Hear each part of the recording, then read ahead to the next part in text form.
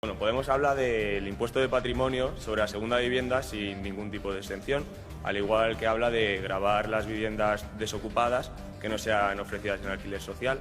Entonces me gustaría saber si eso sería como penalizar a la gente, por ejemplo, que tenga una casa en el pueblo o en la playa. Para nada, y de hecho el programa que vamos a presentar dentro de un poco más de una semana establecerá que solamente a partir de 10 viviendas vacías se pueden establecer gravámenes, en ningún caso. Vale, pues perfecto. ¿Alguna pregunta más? Bueno, me gustaría también saber qué piensas sobre el impuesto de sucesión.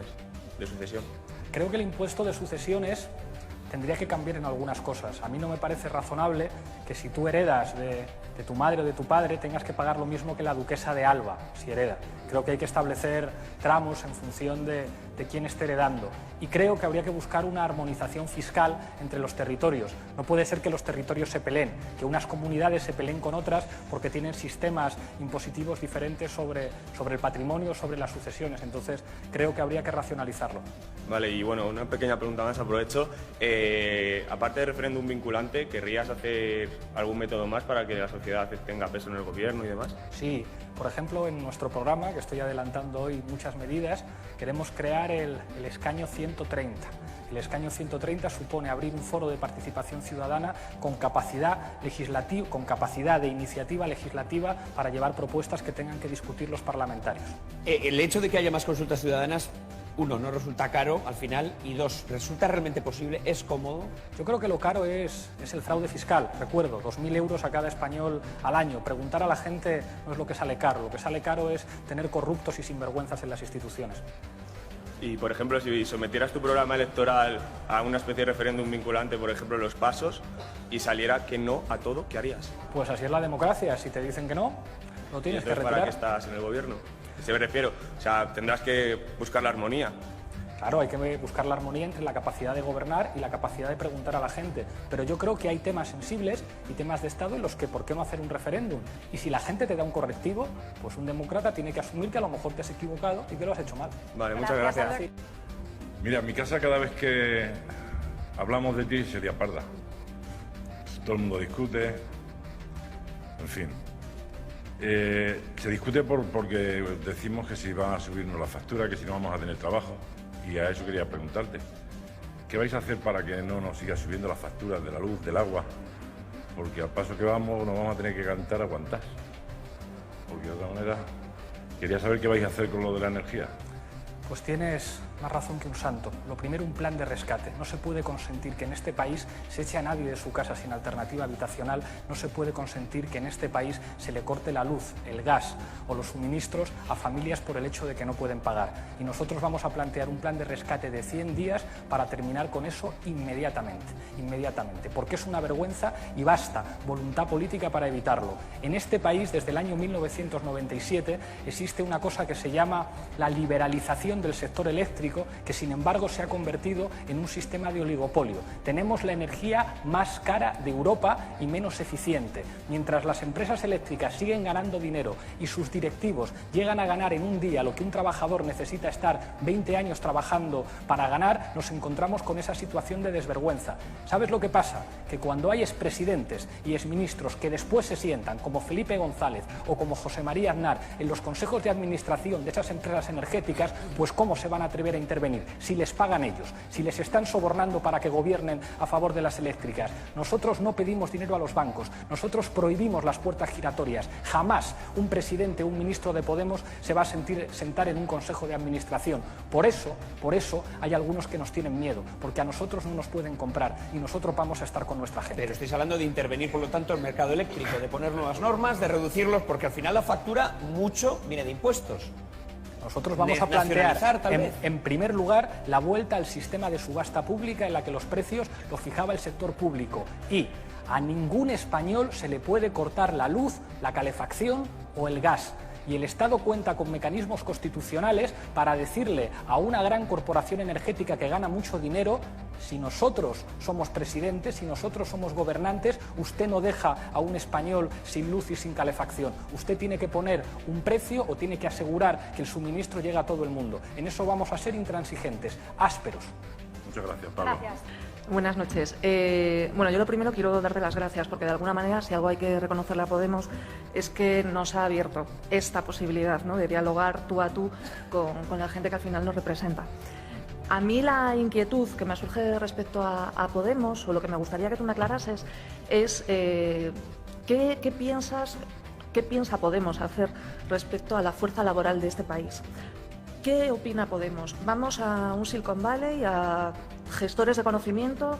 ¿Nos vamos a Tailandia, a gente que trabaja para multinacionales, en conserveras, en textiles? No estoy juzgando, simplemente quiero saber hacia dónde va Podemos y qué medidas, cómo vamos a hacerlo.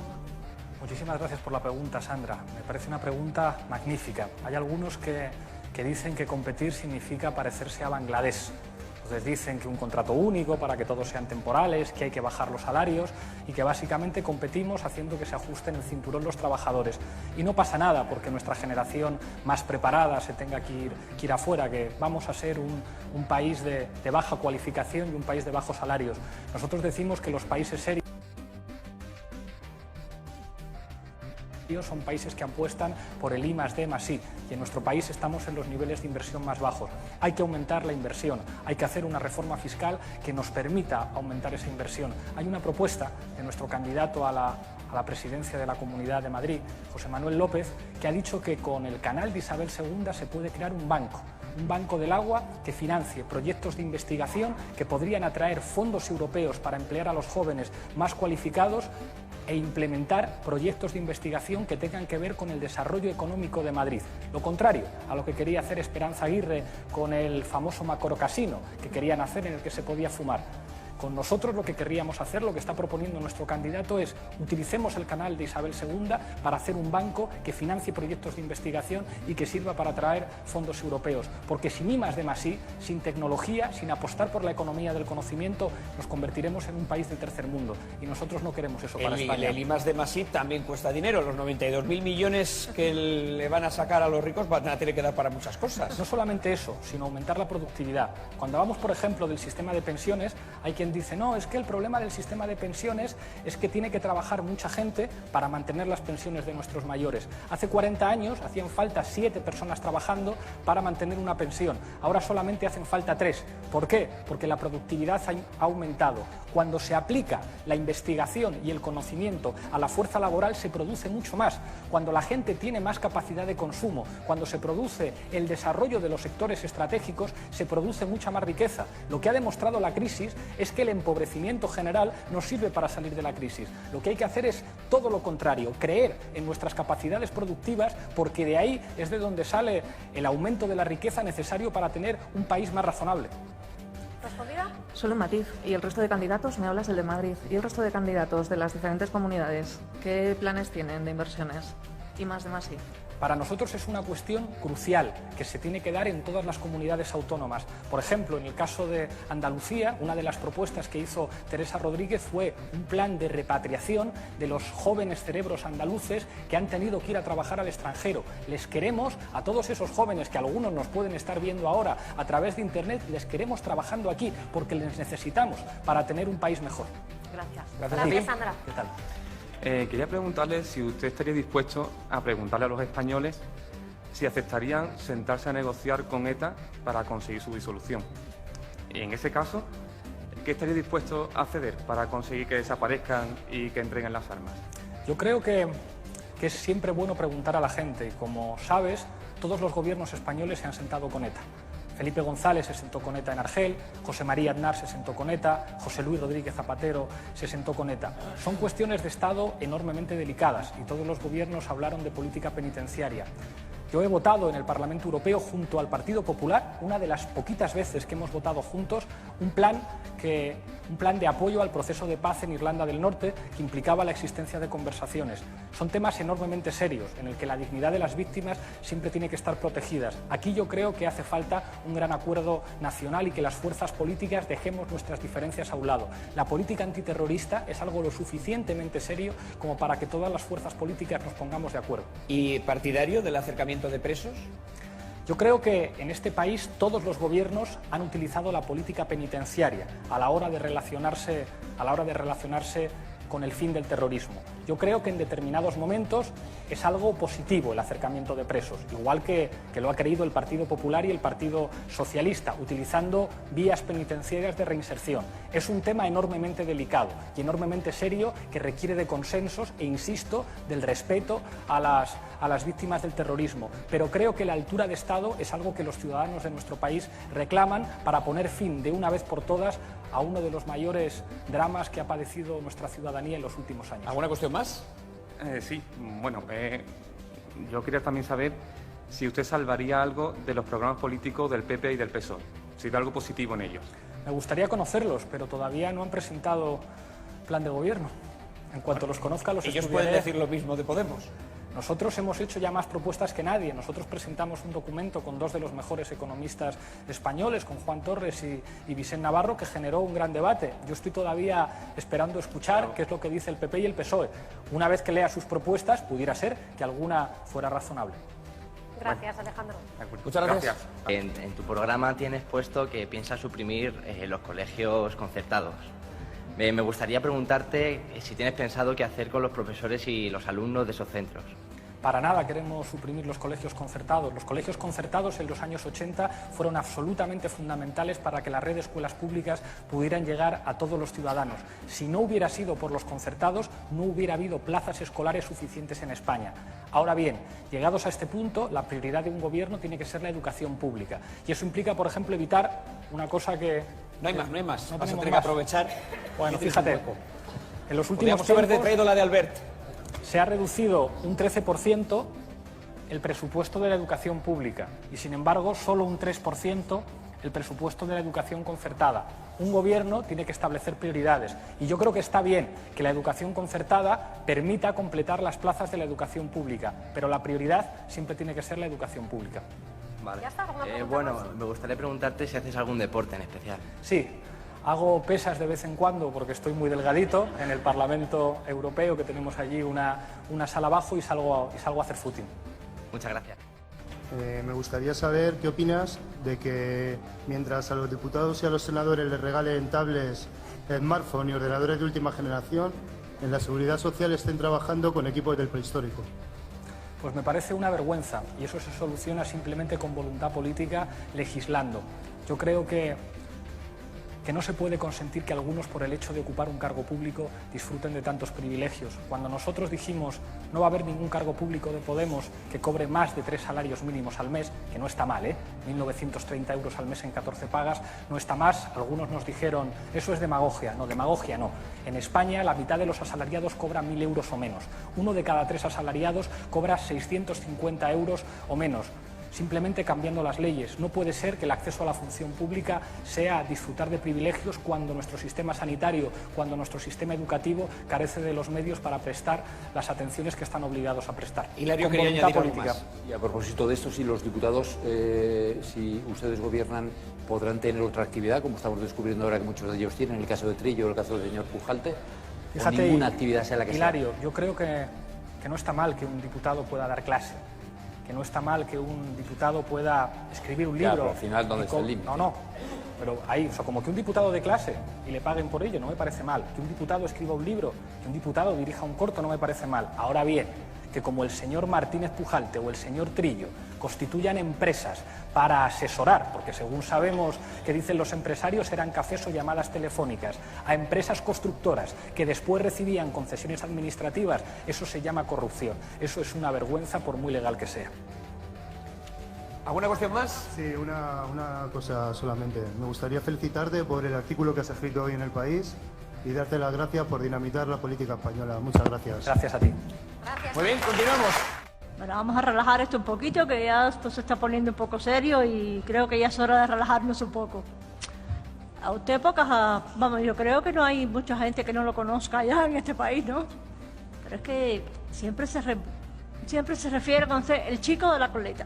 Que si la coleta para acá, la coleta para allá, y yo me pregunto, si usted llega al gobierno, ¿se va a cortar la coleta? ¿Es seña de identidad suya o se la va a cortar cuando tenga que usar traje ya y formalice su gobierno? Pues le voy a responder, señora, Me no, encantaría. no me voy a cortar la coleta. Y a lo mejor tampoco me pongo traje, que yo creo que las camisas me sientan mucho mejor así, sin chaqueta. Mira, perdón, de buena idea.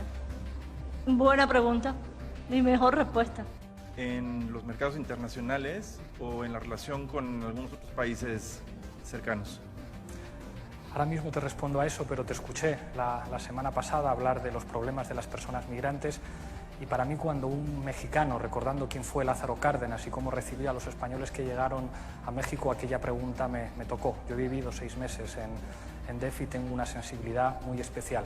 Creo que nadie tiene derecho a llamarte extranjero en este país. Respecto a la segunda pregunta, ya nuestro equipo de economistas, encabezado por Nacho Álvarez y por Carolina Vescansa, se han estado reuniendo con empresarios, tanto españoles como extranjeros, y hemos recibido un feedback interesante, incluso publicaciones tan prestigiosas y aparentemente que no están en nuestros parámetros como Financial Times han dicho que las propuestas de Podemos son las más razonables para encarar la crisis. Entonces creo que cuando gobernemos tendremos una relación razonable, una relación de gobierno soberano con mercados que nos permita operar en terrenos que son difíciles defendiendo la soberanía y los intereses de los ciudadanos. Pero será posible no tener una relación de poder a poder, lo digo porque los mercados están internacionalizados, es decir, un gobierno ya no es tan soberano como lo era antes, dependemos de políticas europeas. Así es, y precisamente por eso hay que ponerse serios. Yo creo que todos estamos de acuerdo de que una de las claves fundamentales de la crisis económica, que tiene rostros, que tiene caras, que tiene gente que se ha quedado sin trabajo y sin casa,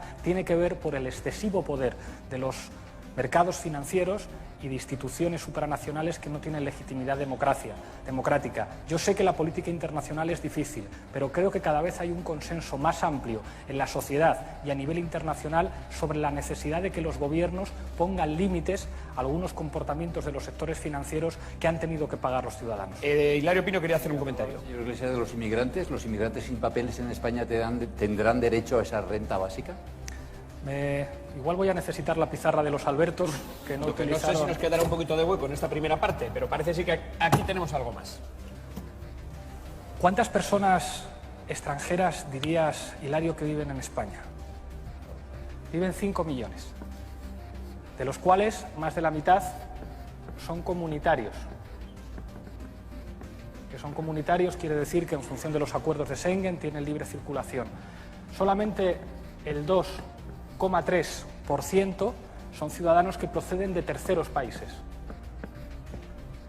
De estos, el 70% tienen su situación regularizada y llevan en España más de 5 años. Es decir, la cantidad de personas que está en España en situación irregular es muy pequeña. Y algunos dicen hay que quitarles la tarjeta sanitaria, algunos dicen hay que permitir que duerman en cajeros automáticos. Yo digo que no, que eso es una irresponsabilidad. Cuando estas personas no tienen asistencia sanitaria, cuando estas personas no tienen garantizadas sus condiciones mínimas de vida, tenemos un problema de seguridad y un problema también de riesgo sanitario.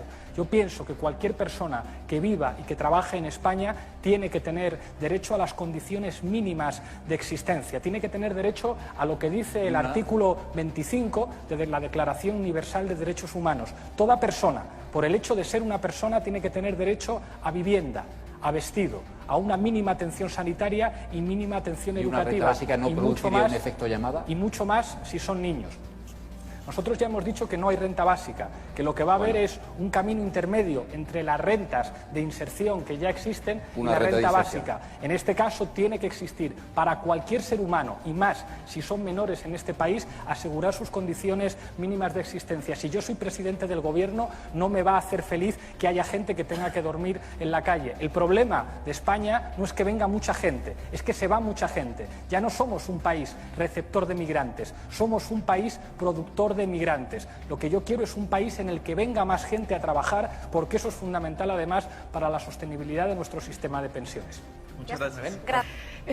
Vamos a ver, los empleados públicos tenemos una ley de incompatibilidades que nos dificulta tener 2 puestos de trabajo. Entonces mi pregunta es, ¿no considera que ser eurodiputado debería de ser incompatible con ser secretario general de un partido?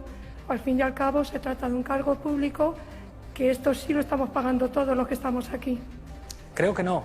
Creo que es razonable que las personas que tienen responsabilidades políticas como representantes públicos al mismo tiempo puedan tener responsabilidades en sus formaciones políticas.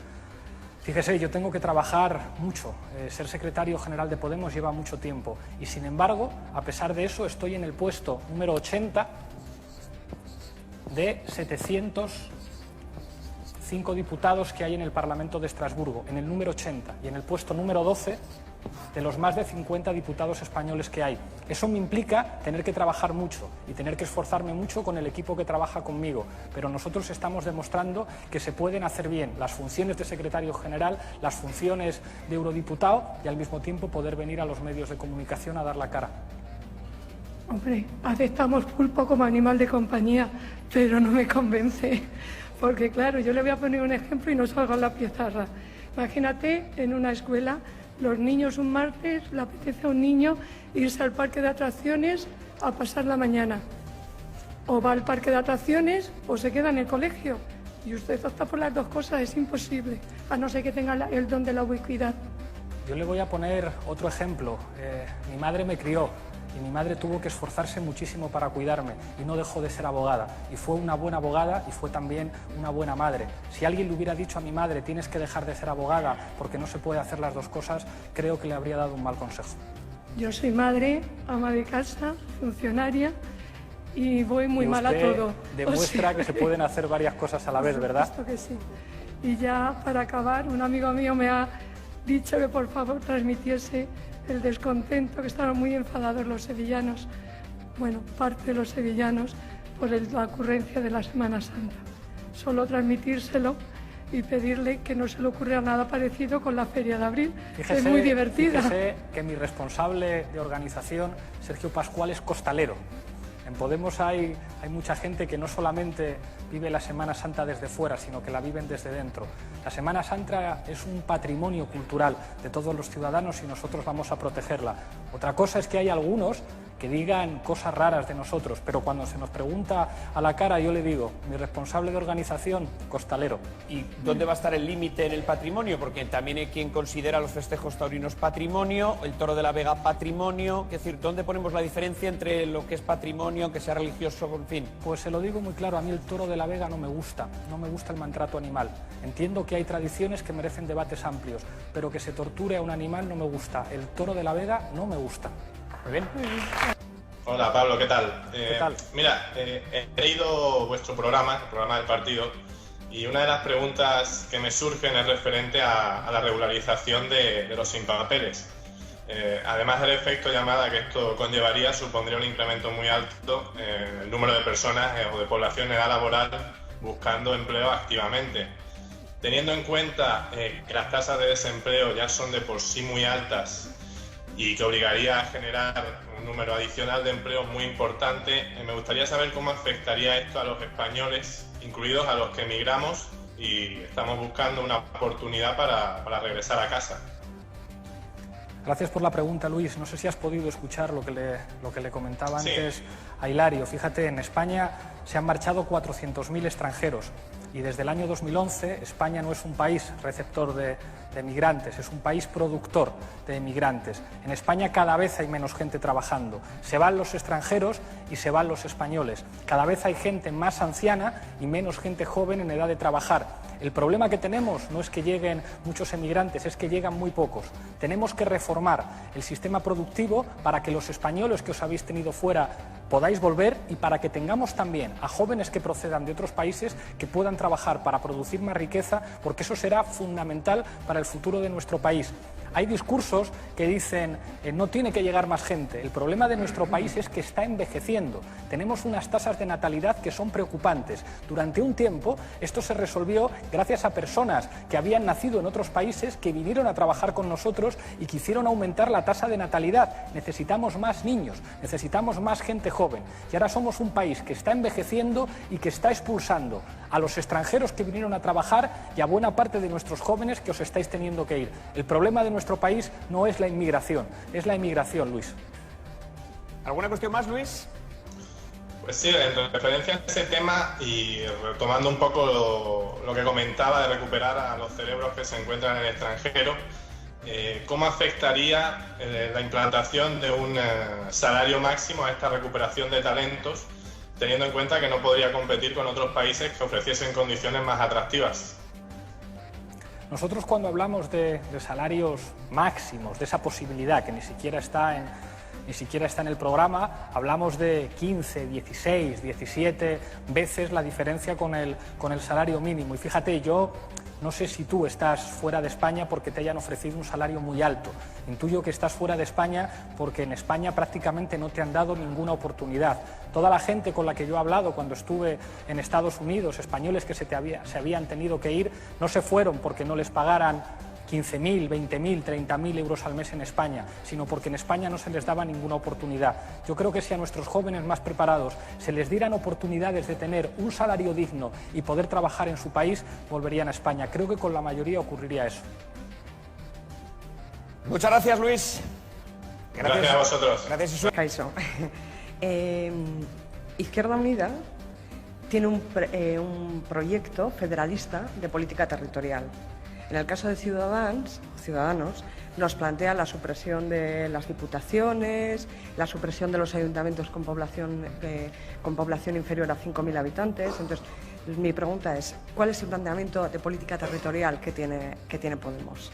Yo creo que España es un país plurinacional, en el que hay diferentes sentimientos, diferentes culturas y también diferentes lenguas, y que eso es una cosa que tiene que tener una plasmación jurídica. Creo que es uno de los grandes problemas no resueltos en los últimos 35 años. Cuando nosotros decimos que hay que abrir un proceso constituyente, decimos que hay que abrir puertas y ventanas en el sistema del 78 y reconocer que hay que escuchar a los ciudadanos en todas partes. Yo sé que en el País Vasco, porque he estado allí, hay sentimientos diferentes a los que hay en otras partes del Estado, y eso tiene que tener un acomodo jurídico en España. Los que dicen en todas partes tiene que ser igual, en todas partes se tiene que hablar la misma lengua, tienen que operar los mismos símbolos, no conocen su país. ¿Pero eso cómo se articula? Quiero decir, ¿con un referéndum? ¿De qué manera se articularía? A mí las diputaciones provinciales no me gustan, porque me parecen instituciones poco eficientes y muy costosas, lo mismo que el Senado. Si el Senado fuera como el Bundesrat alemán, una cámara de representación territorial, podría tener sentido, pero como cementerio de elefantes no me gusta. Creo que habría que reformar el Senado, suprimir el Senado, creo que las diputaciones provinciales no existen, y al mismo tiempo creo que hay que abrir un gran debate, hay que escuchar a todo el mundo para dar un acomodo institucional y constitucional a una realidad plurinacional diversa como es el caso de España. Pero en esa realidad tan diversa, las diputaciones vascas, por ejemplo, recaudan impuestos, tienen más funciones que el resto de diputaciones. ¿Sería parte, digamos, de esa diferencia? Yo creo que eliminamos igual. Yo creo que habría que hablar, y yo creo que el famoso concierto económico vasco es una de las claves de la realidad que ha informado los procesos de negociación entre los gobiernos vascos y los gobiernos españoles. Yo eso lo sé, y sé que de fiscalidad hay que hablar siempre que hablemos de las relaciones entre la Lehendakaritza y Moncloa, pero creo que las instituciones ineficaces se pueden suprimir y sustituirlas por otras más eficaces. Bien, ustedes, por ejemplo, en alguno de las resoluciones que he leído, de esos documentos que tienen aprobados por los círculos, hablan de la posibilidad de la autodeterminación, hablan también de darles más poder a las entidades locales, a los ayuntamientos, ¿no? Creo, ¿lo he entendido bien al leer? El empoderamiento de los ayuntamientos es fundamental porque eso supone acercar las instituciones a la gente. Respecto al derecho a decidir, nosotros hemos dicho, en el marco de la legalidad española, eso solamente puede ser posible en un proceso constituyente amplio en el que discutamos de todas las cosas. Muchas gracias. Gracias a ti. Pues con ella acabamos ya estas preguntas de La Calle Pregunta. Nos queda una última cuestión, tiene que ver con una campaña que está llevando a cabo La Sexta, se llama Constantes y Vitales, ya ha recogido más de 30.000 firmas y habla de la creación de un organismo independiente para gestionar la inversión en investigación en España. ¿Cuál es la postura de Podemos? A favor, claramente a favor, y es fundamental que sea independiente. Es una vergüenza que a España le estén expulsando de sociedades científicas internacionales porque no pagamos las cuotas y que la única institución de prestigio que opera en España sea el CSIC. Completamente a favor de crear una agencia independiente que favorezca la investigación en nuestro país. Puedes sumarte a esas 30.000 firmas en constantesyvitales.com. Será un placer hacerlo. ¿Qué tal ha sido la experiencia, Pablo? Un placer, y creo que habéis acertado con este formato. Para mí, dar la voz a la gente normal y que la gente normal tenga protagonismo en los medios de comunicación es construir democracia. Así que felicidades, Iñaki. Bueno, pues lo cierto es que continuaremos con el resto de partidos políticos que aún sobran, dando la oportunidad a la gente de que pregunte a sus líderes políticos. Pablo, un placer. Muchísimas gracias. Gracias a ti. Vamos a conectar con un invitado que tenemos esta noche. Que mira cómo pasa. Adelante, Pablo, si ya a medias no te quedes. Pasa. Bien, bueno.